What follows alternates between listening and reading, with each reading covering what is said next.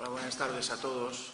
Es para mí pues un auténtico placer y un auténtico privilegio poder estar en una ciudad histórica como Pamplona, capital del milenario Reino de Navarra.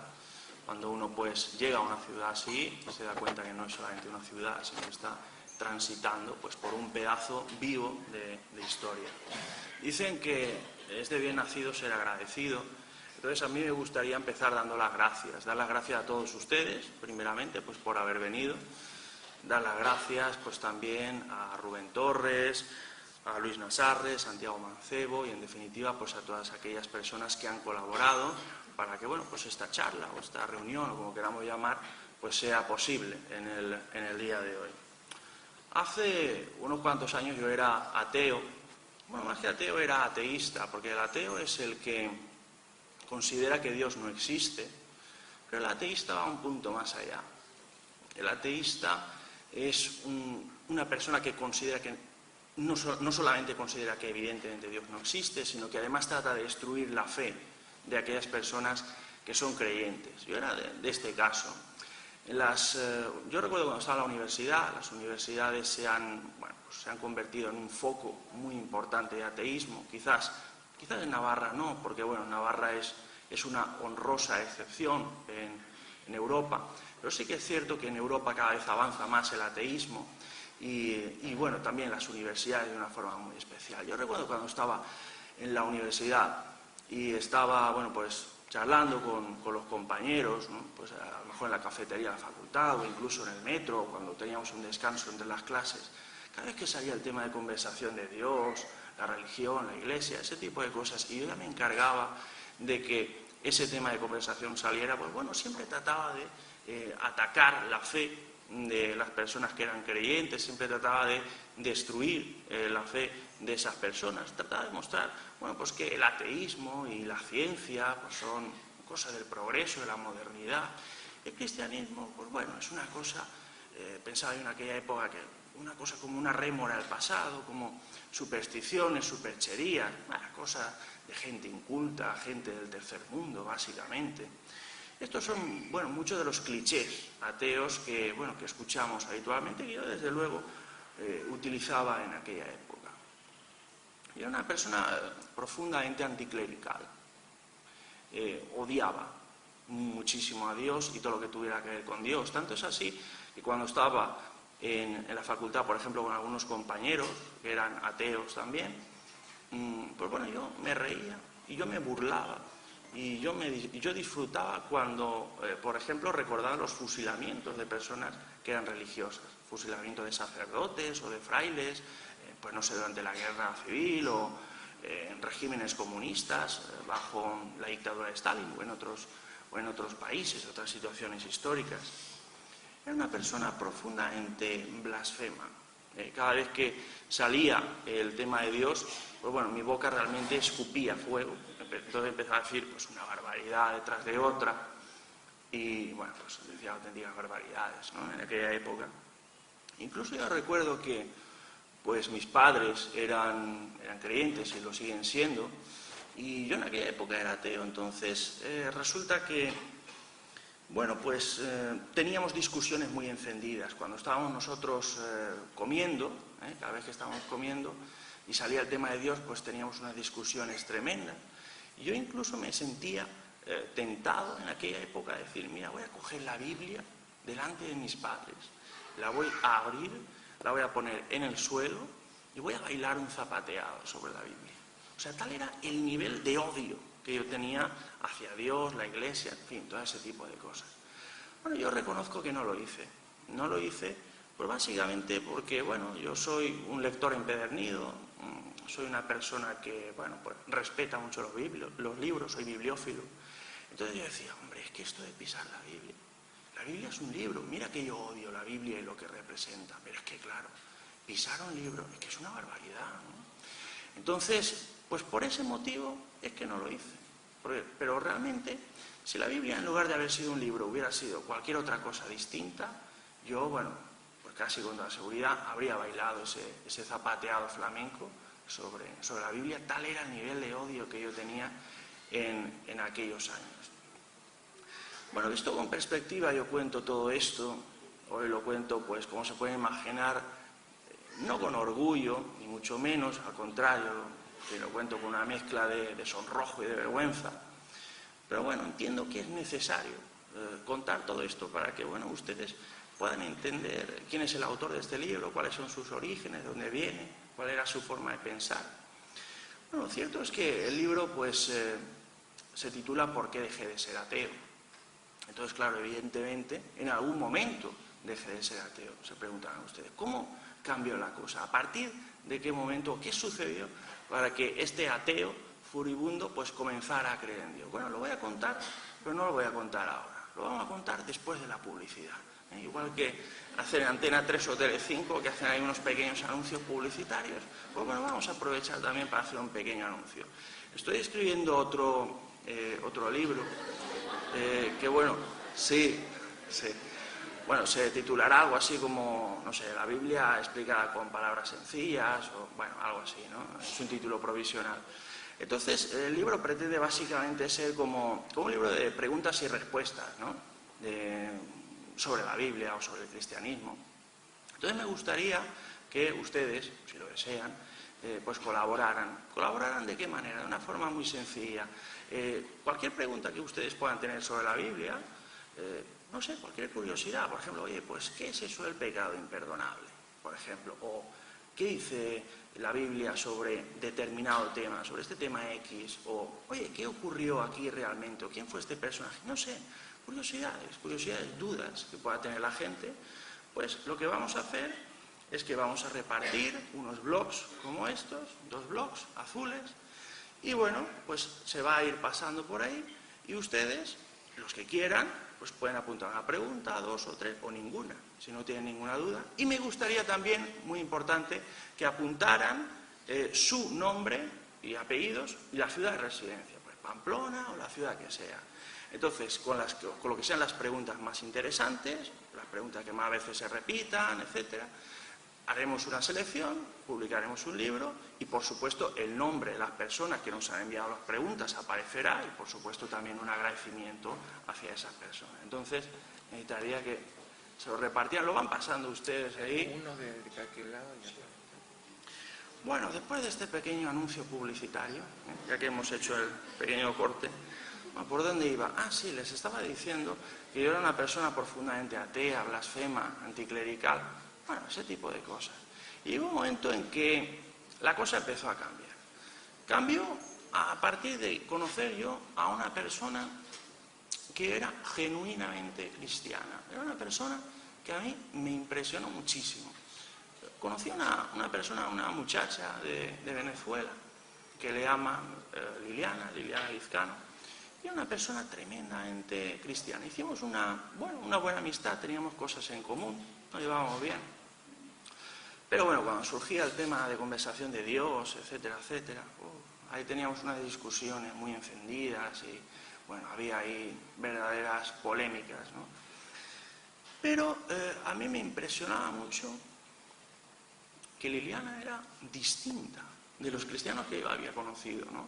Porque ella era una persona que, por ejemplo, ella oraba por mí. Ella decía, pero vamos a ver, Liliana, tú no sabes que yo soy ateo. ¿Qué haces? ¿Por qué estás orando por mí? Te has vuelto loca. Por supuesto, estás perdiendo el tiempo, Liliana, por supuesto, pues estás orando a un ser que por supuestísimo no existe, es absurdo lo que estás haciendo, le decía yo en aquella época. Pero bueno, dije, bueno, está bien, no sé. Entendía que era su forma de preocuparse por mí o de mostrarme su afecto. Entonces dije, bueno, está bien, quiero hacerlo. Tampoco es nada malo. Si tú disfrutas así, bien. Ella era una persona que siempre a mí me impactó muchísimo, que siempre me trató con mucho cariño, con mucho amor, con mucha amabilidad, que es como Jesucristo trataba a todas las personas y que es como un cristiano debería tratar a los ateos, pienso yo. Porque yo les voy a hacer una pregunta. Esta es una pregunta, cuidado, es una pregunta de nivel, es una pregunta de examen. Solamente los más inteligentes son capaces de responderla. Bueno, yo les voy a preguntar, ¿con qué se apaga el fuego? No lo sabe nadie. nadie lo sabe en esta sala. Oiga, ustedes me dan miedo. Si nadie sabe en esta sala, me está diciendo ahora mismo que hay un incendio en esta sala y nadie sabe con qué se apaga. Nadie lo sabe. Ah, con agua. Bueno, con agua. Era una pregunta difícil, había que pensarlo un poquillo. Bueno, la cuestión es que sí, efectivamente, ¿no? El fuego se apaga con agua. De la misma manera que el fuego no se apaga con más fuego, sino que se apaga con agua, lo mismo pasa con el odio. El odio no se apaga con más odio, se apaga con amor. El agua, digamos, mata el fuego. Y el amor mata el odio, es como una ley universal que, bueno, suele funcionar.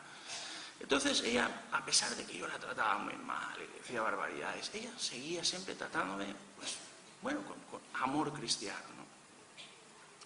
Una de las cosas que yo me quejaba mucho en aquella época que yo era ateo, y bueno, la verdad es que también me sigo quejando, no tanto en la actualidad, pero bueno, también, era la hipocresía y el fariseísmo, ¿no? De muchas personas que dicen ser cristianas. Yo decía, fíjate, los cristianos, qué asco me dan.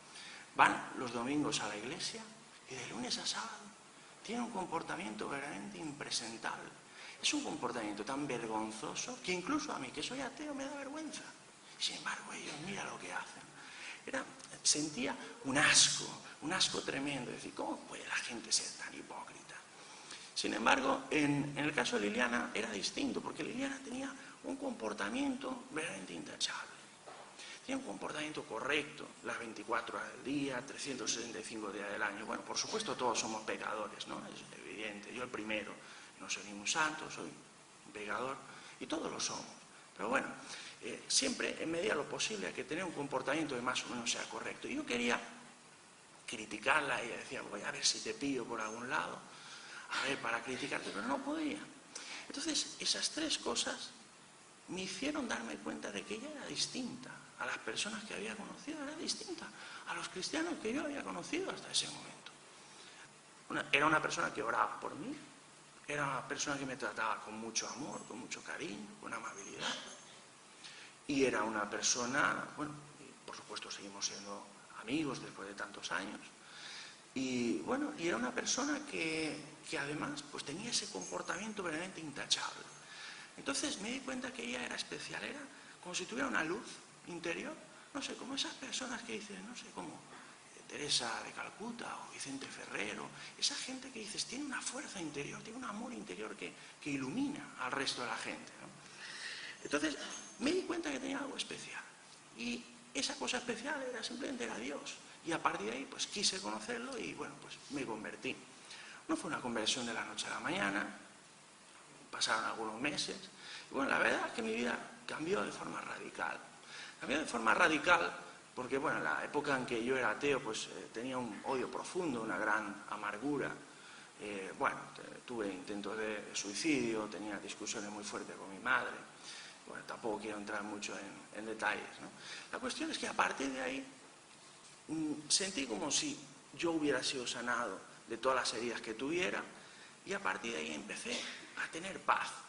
Por supuesto, un cristiano, una persona que es creyente, pues claro, también tiene problemas, porque claro, ¿qué es la vida sino una sucesión de problemas, ¿no? Tienes ahí una adversidad, tienes otra, en fin, cosas que van saliendo. Pero ahora cuando tengo cualquier problema ya no me preocupo, no me amargo, porque tengo paz. Sé que si este problema yo no lo puedo resolver, va a ser Dios quien lo resuelva. Entonces, a partir de ahí, a partir de convertirme, pues empecé a estudiar y a leer más la Biblia, empecé a documentarme, empecé a buscar información. Y dije, oye, ¿qué pasa? ¿Por qué no escribo un libro, qué sé yo, sobre los argumentos ateos, ¿no? Este libro, que se titula ¿Por qué dejé de ser ateo?, pues bueno, cuenta un poco mi experiencia personal, pero sobre todo lo que pretende ser es una respuesta a los 50 argumentos ateos más habituales. Todos hemos escuchado argumentos del estilo de, a ver, si Dios existe, ¿por qué no lo ha demostrado nadie? O, por ejemplo, si Dios existe, ¿por qué permite que haya desgracias en el mundo, injusticias? O Jesucristo, bueno, Jesucristo solamente era un profeta, era un hombre, pero no era Dios. Todos hemos escuchado ese tipo de argumentos. Entonces, ahí lo que son los 50 argumentos ateos más habituales, se le pretende dar una respuesta desde un exateo, y es una respuesta que sea desde la filosofía, desde la religión, desde el sentido común y sobre todo también desde la ciencia. Porque el ateo por lo general es una persona que, bueno, pues valora muchísimo la ciencia, la tiene en una altísima estima, ¿no? Entonces, algunos ateos, por ejemplo, vamos a comentar algunos pequeños ejemplos. Algunos ateos nos dicen, mira, si Dios existe, ¿por qué no lo habéis demostrado? Porque al fin y al cabo el que afirma una cosa es el que tiene la obligación de demostrarlo. Claro, las cosas funcionan así.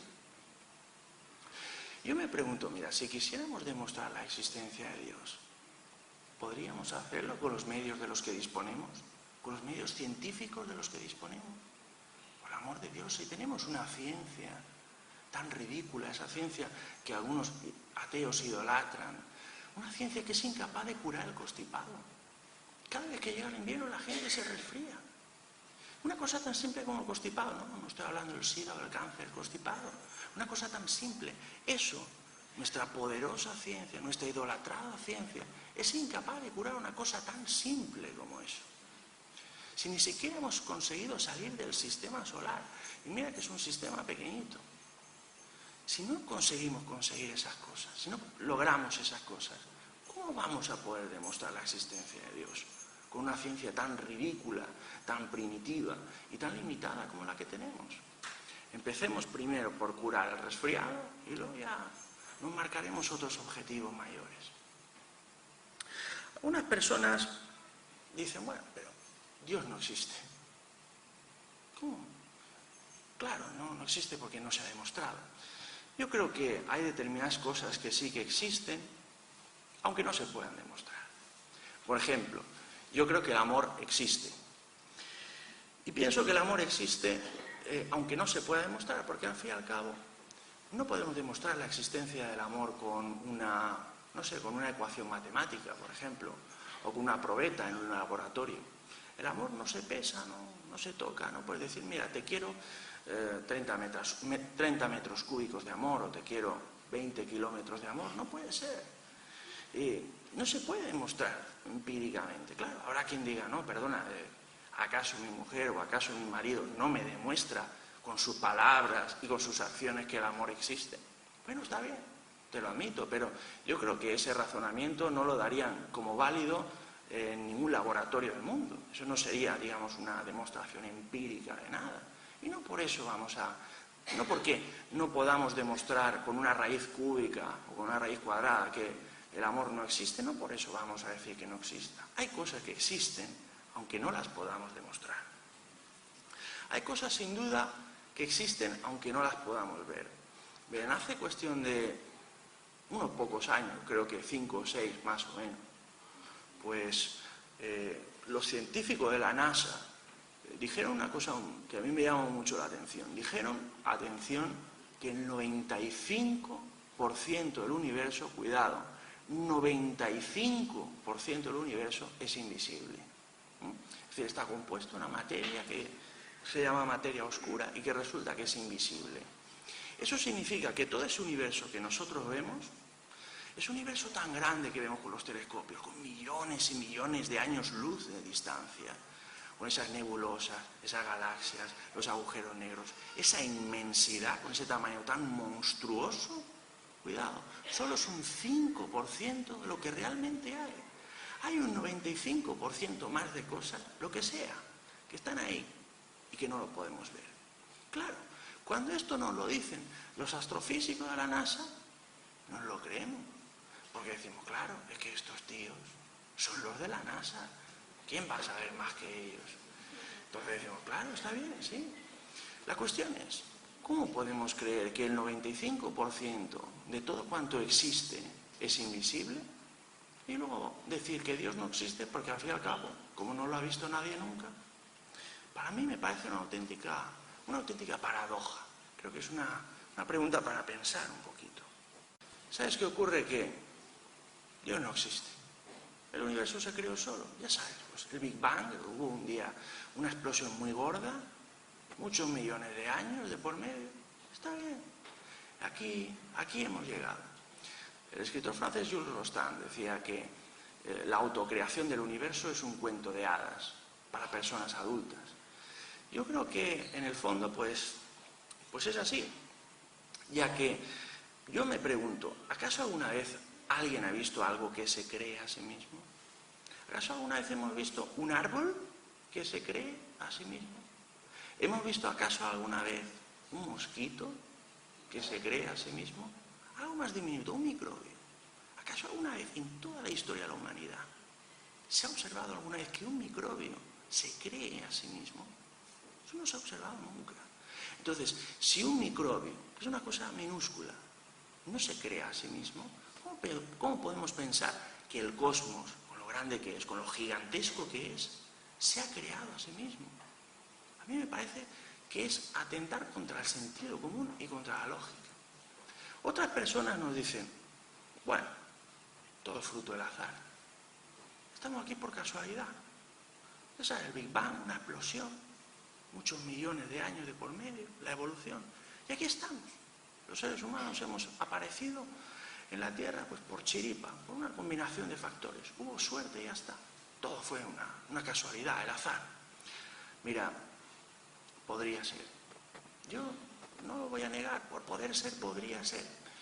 Pero creo que existe más o menos el mismo número de posibilidades de que eso sea cierto, como el que tú tengas, por ejemplo, un lienzo en blanco en el suelo, con unos botes de pintura al lado, por casualidad tropiezas con el pie, con uno de ellos, la pintura por casualidad se desparrama sobre el lienzo y por casualidad acaba pintándose la Mona Lisa de Leonardo da Vinci.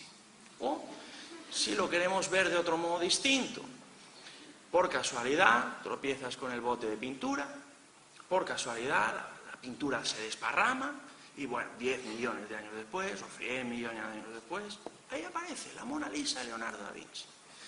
Bueno, yo podría admitir, dijéramos, mira, si estamos hablando de un cuadro de arte moderno, yo no sé si han visto esos cuadros absolutamente espantosos, esos cuadros horribles, ¿no? Que dicen, bueno, pero este cuadro lo puede pintar un niño de 4 años, es un pecado que lo estén exhibiendo en un museo, ¿no? Bueno, ven esos cuadros tan horribles, que son 4 pinceladas absurdas, que parece que hayan cogido un bote de pintura, han lanzado 4 manchas, y ahí se ha quedado, y ahí lo están exhibiendo, y ahí pasan unos finolis por el museo, y digo, oh, pero es una obra de arte, es una maravilla, bueno, está bien, yo lo puedo admitir, si nosotros tenemos un engendro así, porque eso ni es arte ni es nada, eso es una tomadura de pelo.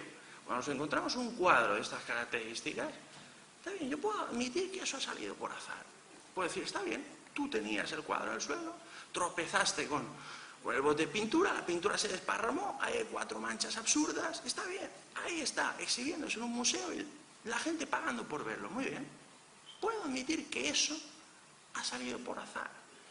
Pero lo que yo no puedo aceptar nunca en la vida es que una persona venga con la Mona Lisa, con la Gioconda de Leonardo da Vinci y me diga, no, mira, esto ha salido por azar. Mentira, porque eso tiene un nivel de complejidad, eso tiene un nivel de perfección, eso tiene un nivel de inteligencia, eso tiene un nivel de contraste de luces y sombras, tiene un nivel de perfección, en definitiva, que no puede salir por casualidad.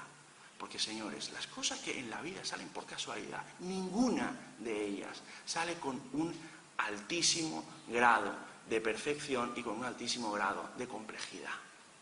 Y cuando uno ve la Mona Lisa de Leonardo da Vinci, automáticamente se da cuenta de que hay un creador. Y esto no es un acto de fe, esto es tener 2 ojos en la cara. Claro, yo lo veo ahora sí. En aquella época era distinto, tenía una venda en los ojos. Entonces no podía ver. Si estuviéramos hablando que tenemos un universo que dices, mira, está bien, es una patata de universo. Ahí tienes las estrellas que, mira, se encienden y se apagan. Tienes ahí, pues no sé, los planetas van sueltos, van por ahí dando tumbos. No sé, Saturno y Júpiter esta semana han chocado como 2 trenes que impactan frontalmente. Está bien, y ya está, yo lo admito. Es un universo caótico, es una anarquía, es una locura. Puedo admitir que ese universo ha salido por azar, porque dices, bueno, ¿qué le vamos a hacer?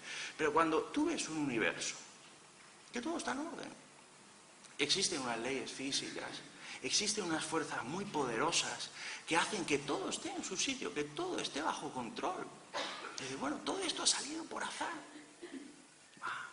Esto es un cuento de hadas para personas adultas. No sé, yo creo en Dios, creo desde la fe, pero ojo, es que creo fundamentalmente, sobre todo, también de lo que es el sentido común y de lo que es el raciocinio y de lo que es la razón.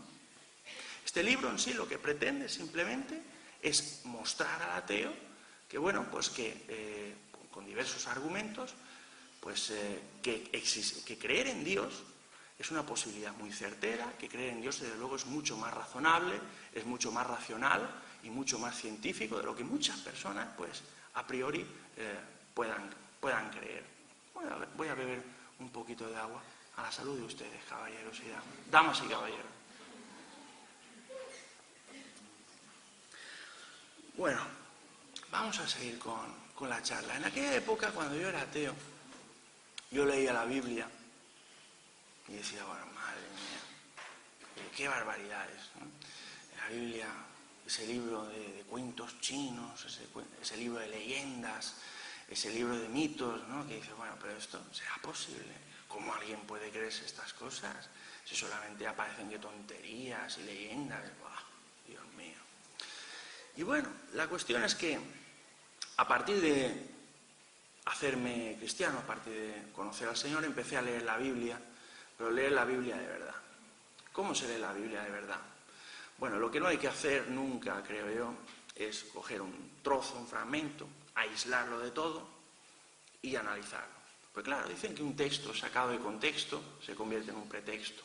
Cuando uno quiere analizar un fragmento de la Biblia, tiene que tener en cuenta ciertamente el contexto histórico, social y cultural en que fue escrito, y también el contexto literario, es decir, el resto del libro, el resto de la Biblia. Entonces, cuando tenemos un fragmento que habla de una determinada temática, hay que compararlo con otros fragmentos de la Biblia que hablen de la misma temática. Claro, cuando se hace esto, la Biblia no es una locura, sino que tú dices, bueno, ahora veo que todo encaja, ahora veo que todo, bueno, pues tiene un sentido común, tiene una armonía, tiene, en fin, una razón de ser. En ese aspecto, a mí me llamaba la atención que, bueno, yo creía, por ejemplo, que la Biblia pues era un conjunto de cuentos chinos y de repente empiezas a ver noticias curiosas, ¿no? De una noticia de unos arqueólogos de Israel que han encontrado no sé qué yacimiento que corrobora que esta historia que había en la Biblia fue real, que esto pasó en no sé qué parte de este país. Anda, pues para ser un libro de leyendas y de mitos y estar encontrando cosas que son de verdad. Bueno, en otras ocasiones, pues bueno, leí otra noticia de científicos que decían que hace unos cuantos miles de años hubo como, bueno, pues las últimas glaciaciones, hubo un deshielo muy importante, se produjo una crecida del nivel de las aguas muy, muy importante, y a partir de ahí se formó pues una inundación planetaria que afectó a toda la humanidad. Y yo decía, ostras, pues esto, si no es lo del diluvio universal que nos habla la Biblia, si no es, de luego, se parece mucho, ¿no? Es otra de las cosas que empezaba a llamarme la atención, por ejemplo, de la Biblia, era el tremendo nivel de profecías acertadas, ¿no? Había muchas profecías, solamente con la venida de Cristo al mundo se cumplen más de 300 profecías que hacían referencia a que, bueno, pues Dios llegaría un momento en que tomaría un cuerpo de ser humano, se encarnaría como un hombre, y nuestro Creador pues pasearía entre nosotros, pasearía por aquí, por el planeta, bueno, pues entre nosotros, entre sus criaturas, ¿no? Pero, por ejemplo, si ven ustedes la noticia de ahora mismo de actualidad, ahora mismo se está hablando de que Irán, que se quiere tener reactores nucleares, no sé qué, que bueno, que eso puede provocar una guerra en Oriente. Bueno, hay una profecía también que habla de que llegará un momento en que Israel e Irán tendrán una guerra y bueno, y Irán será vapuleado. Yo no sé si será por este motivo los reactores nucleares o por cualquier otro motivo más adelante. Incluso otra noticia, bueno, es que me gusta mucho leer, ¿no? Me llegó una vez una noticia de que decían que se había desarrollado una tecnología con la cual se iba a preparar el dinero del futuro. Decían que el dinero del futuro va a ser como un microchip, ¿vale? Que se va a eliminar Bueno, pues se va a eliminar lo que son los cheques, las tarjetas de crédito, las monedas, los billetes, todo eso se va a suprimir, ¿no? Entonces pondrán un microchip a una persona pues en la mano, pues igual que el microchip este que tienen los perros, igual. Entonces tú irás con tu microchip a comprar Mercadona, te pasarán el lector y bueno, de ahí te descontarán de la nómina o de los ahorros, te descontarán la compra y ya está. Bueno, la cuestión es que la Biblia, fíjate tú también, otra curiosidad, ¿no? Hay una profecía que dice que llegará un momento en que a la gente se le pondrá en la frente o en la mano una marca, esa marca será la marca de la bestia, y nadie que no tenga esa marca, los que no lo tengan no podrán ni comprar ni vender. Se parece mucho, ¿no?, a estas noticias que nos están llegando.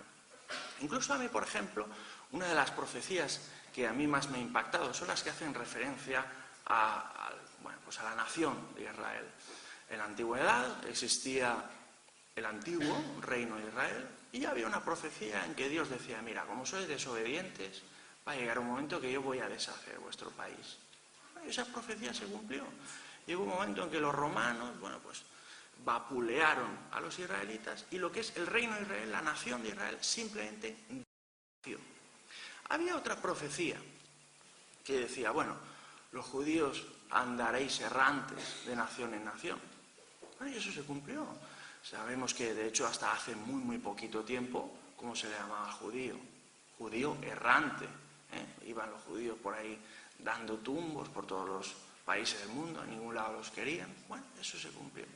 Habría otra profecía más que decía: llegará un momento que os reuniré de los 4 rincones de la tierra y os volveré a dar vuestra nación. Y eso se volvió a cumplir. En el año 1948, la ONU dictaminó que el Estado de Israel volvía a existir.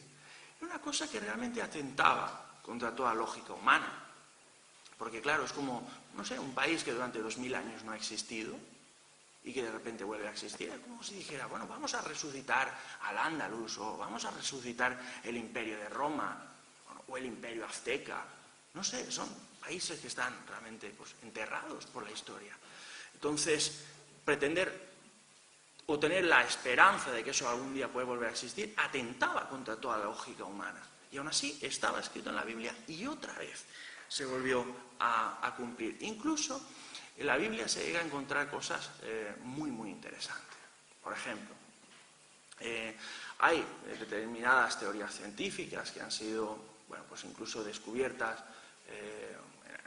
recientemente, incluso hace unas pocas décadas, algunas de ellas, y ya aparecen mencionadas en la Biblia. Sabemos que, por ejemplo, durante siglos se estuvo debatiendo si la Tierra era plana o si la Tierra era esférica.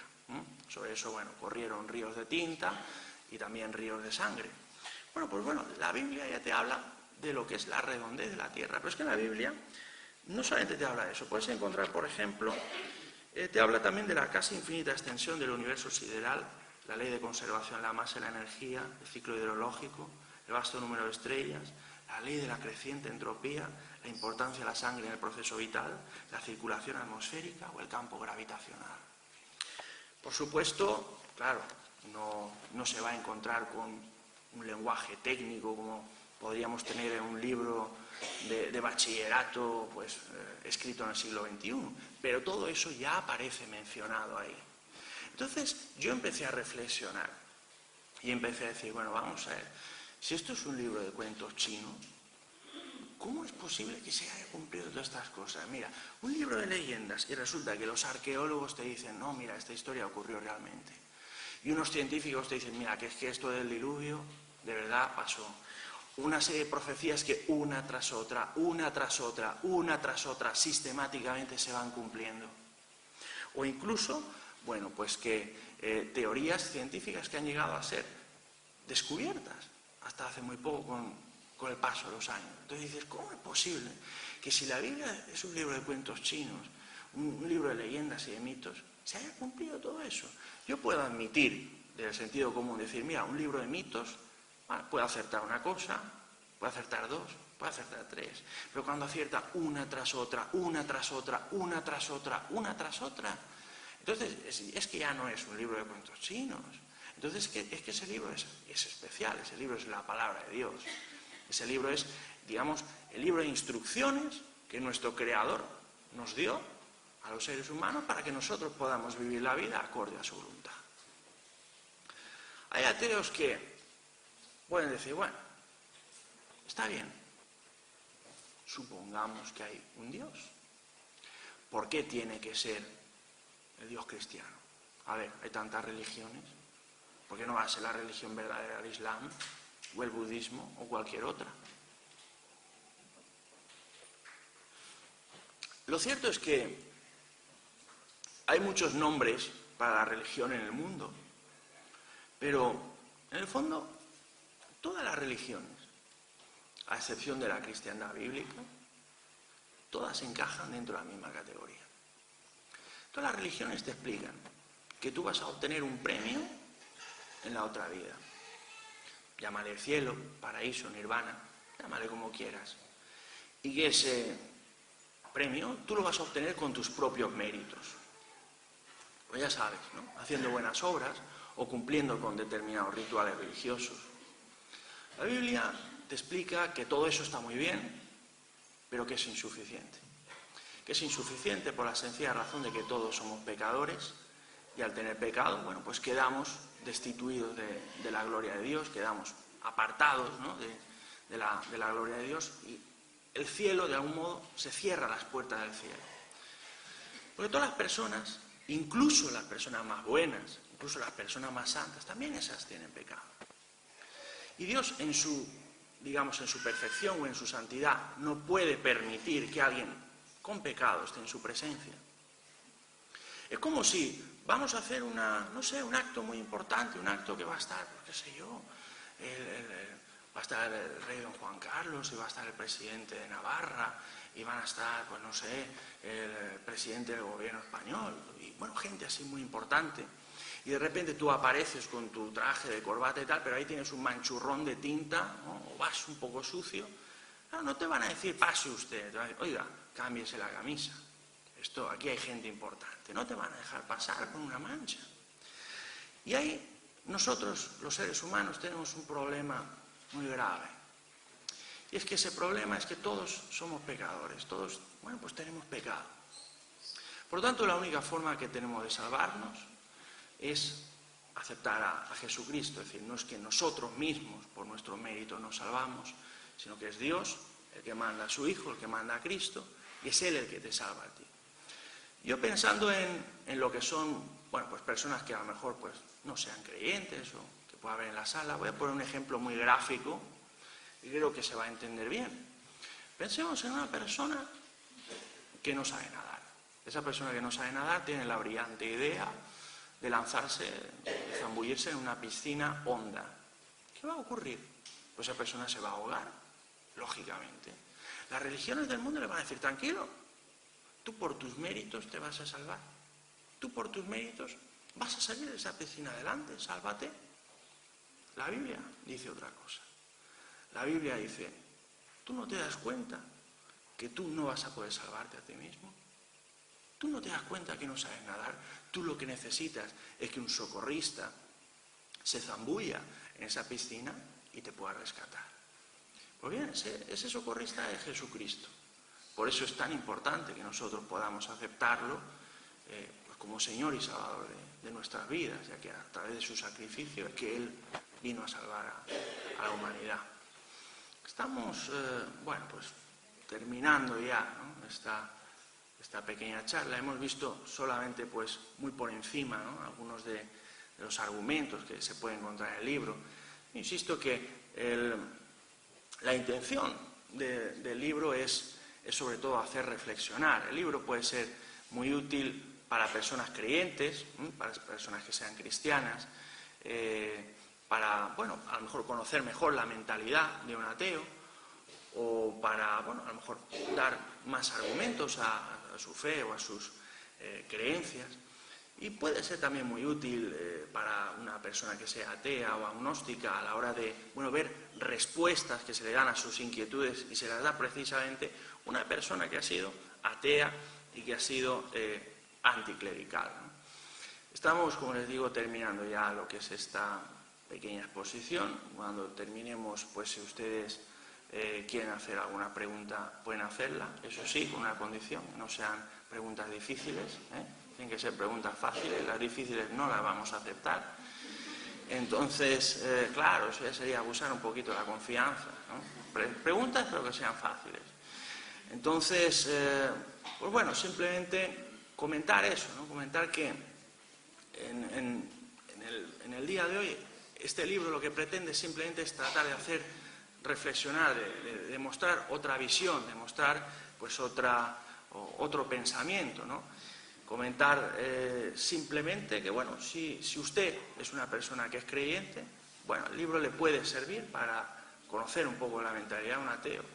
Y si usted, por lo que sea, que está aquí presente hoy, resulta que usted es ateo o es agnóstico o simplemente no es creyente, yo he de decirle una cosa, mire, yo no he venido aquí a imponer nada a nadie, yo no he venido a sermonear a nadie. Está bien si usted, por ejemplo, es ateo, tiene usted derecho a tener las creencias que usted quiera, porque al fin y al cabo, este es un país libre, ¿no? O al menos eso dicen. Así que puede usted tener la creencia y la forma de pensar que usted quiera, pero yo le invitaría a que leyera este libro. Leyera este libro, bueno, pues sin prejuicio, ¿no? Sin ese prejuicio, los cristianos, la gente creyente, todos son unos analfabetos, son, en fin, unos del tercer mundo, tal. Se pudiera liberar de esos prejuicios y pudiera, con una mente abierta, leer este libro. Yo le respeto a usted como persona, pero bueno, también me gustaría que usted pudiera respetarme a mí y a lo que represento. Y le puedo asegurar que si lee este libro, va usted a darse cuenta de que creer en Dios es mucho más razonable, mucho más racional, mucho más sensato, mucho más científico incluso, de lo que muchos ateos nos quieren hacer creer en la actualidad. Que Dios existe es una posibilidad muy real, es una posibilidad muy certera, es una posibilidad en la cual yo creo firmemente y creo que es así desde la fe, desde la razón y desde el sentido común. Muchas gracias a todos por su atención.